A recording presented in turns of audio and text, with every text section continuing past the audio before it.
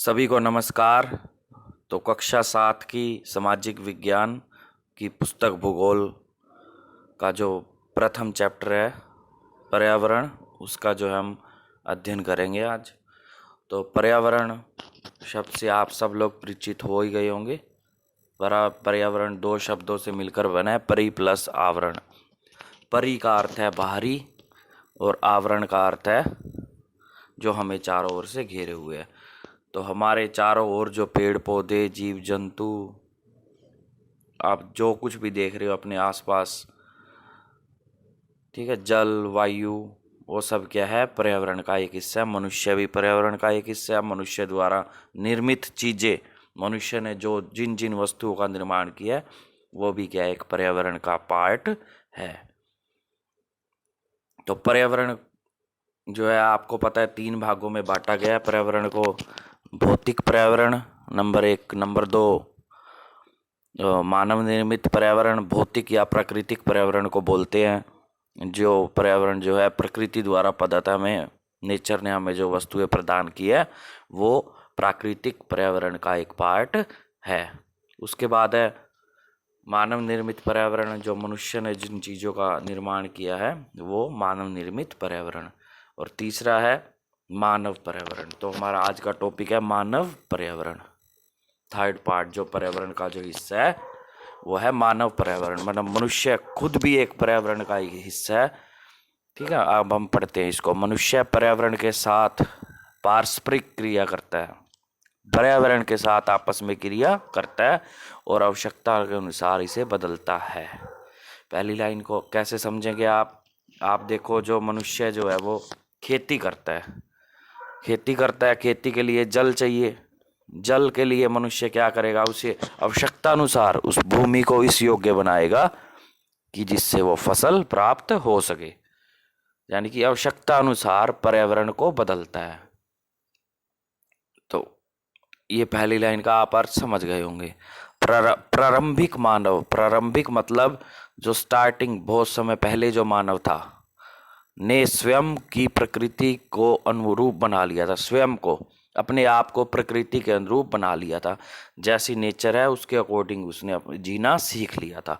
उसका जीवन सरल था एवं आसपास की प्रकृति से उसकी आवश्यकताओं की पूर्ति हो जाती थी।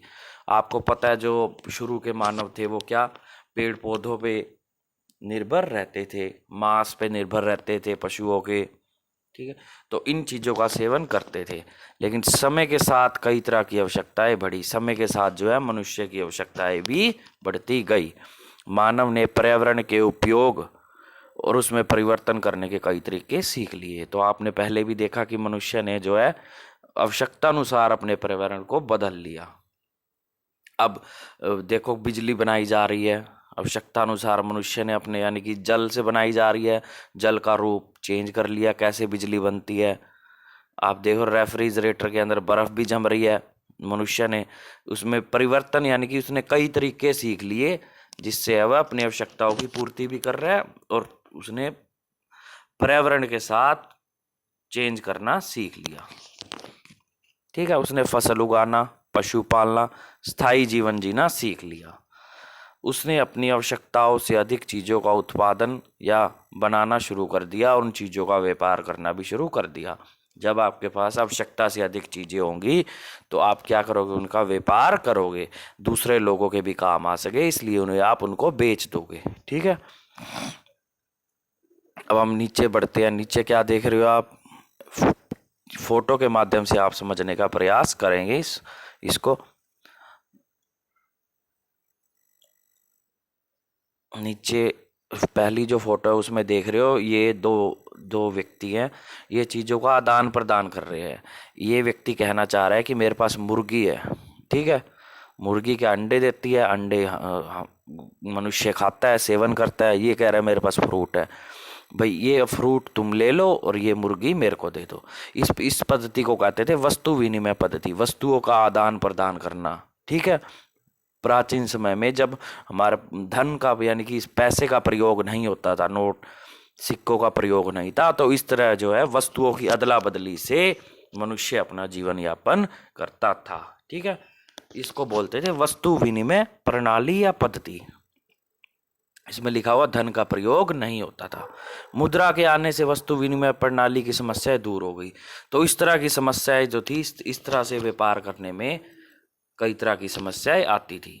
ठीक है, लेकिन मुद्रा एक ऐसा साधन बन गया, मुद्रा या मनी कह लो, पे नोट कह लो, जिससे जो है ये वस्तु विनिमय प्रणाली वाली समस्याएं दूर हो गई। ठीक है, आजकल क्या plastic money, debit card, credit card और ऑनलाइन मनी ट्रांसफर को भी उपयोग किया जा रहा है। कि आप देख रहे हो आपके पास पैसे नहीं है लेकिन फ़ोन है, फ़ोन के माध्यम से किसी भी दुकान को आप उस चीज़ लेने पर उसका पैसा चुका सकते हो। या आप देख रहे हो डेबिट कार्ड है, डेबिट कार्ड को स्वैप मशीन है, ये यहाँ लगा के स्वैप किया जाता है डेबिट कार्ड को, और फिर जो पिन कोड होते हैं उसको दबाने के बाद आपका पैसा कट जाएगा ऑटोमेटिक आपके अकाउंट से।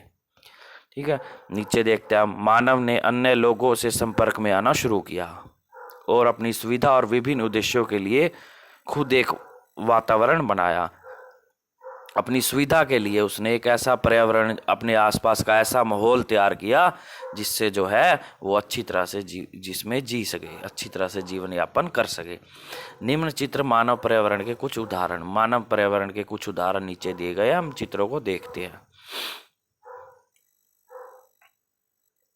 देख रहे हो, सबसे पहले ये हमारे भारत है, हमारे भारत देश का नक्शा है, मैप है।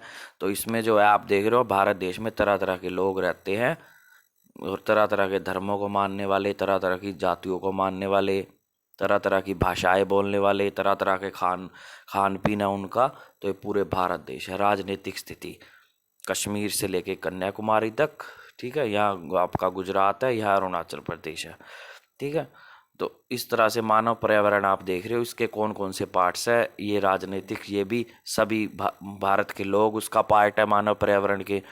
एक व्यक्ति एक पार्ट है उसका, परिवार उसका पार्ट है। शिक्षा भी एक पार्ट है, क्योंकि शिक्षा के द्वारा जो है मनुष्य रहना सीखता है, जीवन जीने की कला सीखता है एजुकेशन के माध्यम से। बैंक या आर्थिक यानी कि आर्थिक का मतलब धन से है, तो ये भी इसका मानव पर्यावरण का एक पार्ट है। ये धर्म, विभिन्न धर्मों के जो साइन है, ओम हिंदू धर्म का है, ये जो प्लस का निशान आपको पता है ईसाई लोगों का है। ठीक है, तो इसी तरह से गुरुद्वारे का है। तो और मुस्लिम धर्म के भी आप चिन्ह देख रहे हो, आप ये दिया हुआ है, विभिन्न धर्मों के चिन्ह यहाँ दिए हुए हैं। समुदाय यानी कि पूरा आस पड़ोस, पूरा यानी कि कोई डॉक्टर है, कोई पुलिस है, कोई नर्स है, तो ये पूरा समुदाय के लोग भी मानव पर्यावरण का एक पार्ट है। ठीक है, अब नीचे हम देखते हैं लॉकडाउन की परिस्थितियों को याद कीजिए। आप याद कीजिए जब लॉकडाउन लगाया गया था मार्च के महीने में भारत के अंदर, तो याद कीजिए उन परिस्थितियों को और निम्न तालिका को पूरा कीजिए। मानव पर्यावरण का वह हिस्सा जो कार्य करता रहा। अब ऊपर से ही आप देखो ऐसे कौन से लोग हैं इनमें से जो कार्य किया जिन्होंने मानव पर्यावरण का हिस्सा। आपको पता है कि पुलिस काम कर रही थी उस समय, ठीक है, लॉकडाउन को सफल बनाने में, ताकि कोरोना महामारी को कंट्रोल किया जा सके। डॉक्टर काम कर रहे थे और नर्सें काम कर रही थी। ठीक है, व्यक्तियों का इलाज कर रहे थे। ये सब लोग लॉकडाउन की स्थिति में कार्य करते रहे। मानव पर्यावरण का वह हिस्सा जो कार्य नहीं कर पाया, ठीक है, कोई मजदूर कार्य नहीं कर पाए अपना, और कई दुकानें थी, कपड़े की दुकानें, जूतों की दुकानें, बर्तनों की दुकानें आदि सब बंद रही। ठीक है, और यानी कि जो व्यापार था वो नहीं हुआ। तो इस प्रकार से आप उन स्थिति को याद करके आप स्वयं इसमें अपना उत्तर लिख देंगे भी किन किन व्यक्तियों ने काम किया, क्या कौन कौन सी ऐसी मतलब आसपास देखो जो कौन सी दुकानें खुली हुई थी, उनसे संबंधित जो कार्य कर रहे थे या उनसे संबंधित जो लोग जुड़े हुए थे उन गतिविधियों से उन्होंने काम किया और किन्होंने काम नहीं किया। तो इसी के साथ हमारी वर्कशीट समाप्त होती है। धन्यवाद।